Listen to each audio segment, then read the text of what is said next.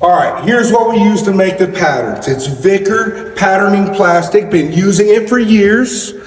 It's a great product. It's very strong. You can pin it. You can put meat hooks in it. You can sew it and put it back on there. You can put snaps in it. It's really, really strong. It's transparent so you can see through it, and it comes 6 foot wide. You can get it 12 foot wide also, but that's too big for me to deal with.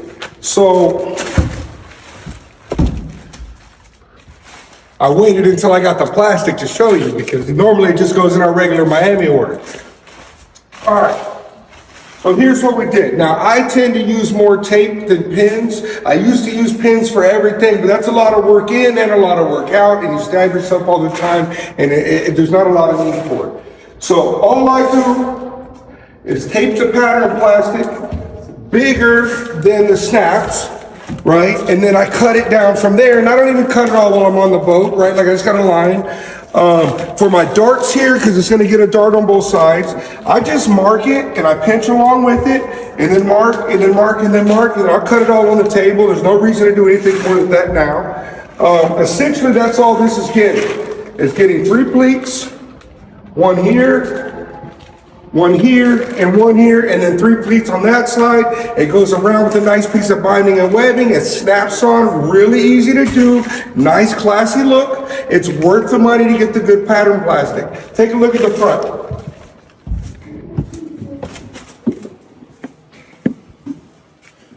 What are we looking like on time? 2:40, but we started at 48 seconds. All right, so good. No, we're fine. Okay, so here's our Helm cover. Now this is a little bit complex. There's only 4 snaps, one in each corner and one in each corner down here. The steering wheel and the stick shifts, the steering wheel and the control levers make huge impacts on the shape of the cover.